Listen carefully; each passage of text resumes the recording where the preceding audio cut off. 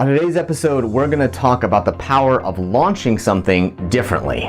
I think one of the biggest things I see differently play out is sort of the moments that people are like sharing, like with me and you, in terms of all these conversations are starting to happen, right? Like I think about Dylan in terms of he's now engaging with people like founder of SoundCloud, drummer for Beyonce, drummer for, you know, all these other people.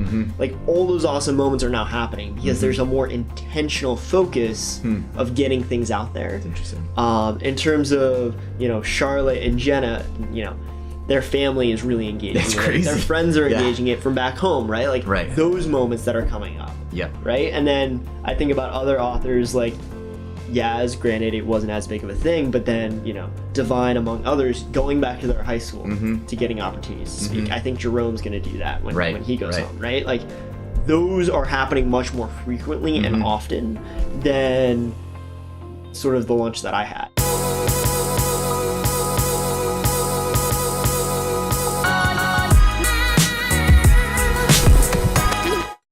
For most people, when we think about a launch, we sometimes may think about a specific launch day or a launch week or just even a launch hour. But one of the things that we learned in the power of sharing a message when you're getting your new podcast out there, your book, your season, whatever it may be, is that you might want to think differently about just a launch day and instead think about a launch window. One of the most powerful things we've learned is that when someone is able to put something new out there, like their new book or their new podcast season or their video show or their event, is that it turns out it's not necessarily about concentrating all the effort in one day. In fact, what we've realized is that most of the creators that we meet really are able to leverage their launch over a 6 to 12 month period.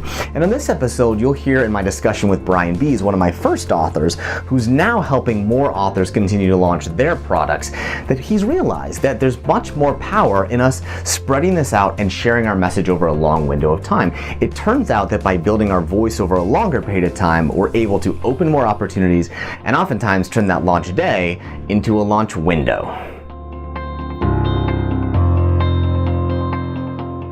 I think one of the biggest things to sort of, as I frame it in my mind, is the difference between this launch and my launch.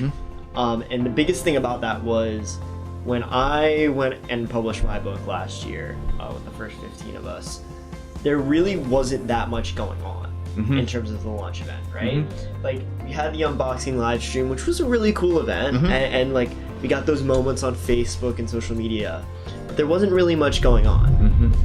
And then it wasn't until the launch event that it sort of like actually sunk in that we were publishing books and we're actually doing something groundbreaking right there. So as I like think back on my experience, we weren't really doing that much. It was very bare bones. Like all we had was a book unboxing live stream, which lasted I think 30 minutes or so, which was cool and that was fun. And it felt so real to like have my book in my hand for the first time. And so fast forward to a year later, here we are, and you have the experience of your experience, and in some ways sort of now the ability to transform that for others.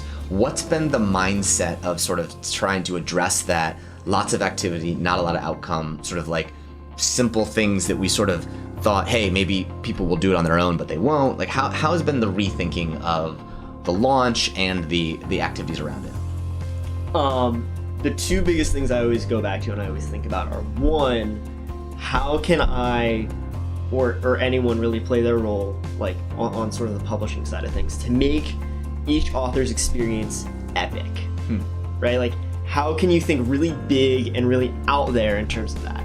The second thing is how can we sort of take that big idea and then make it super tactical and then automate the hell out of it, right? True. Like that, it's sort of those two competing ideas of like, as I like look at all these book covers, right? Like the biggest question I ask myself about them is how can I make them look amazing? Right.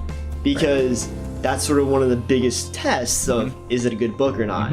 Judge a book by its cover. Yeah, it's right? true. It's true. So it's like how can you make every single little moment epic?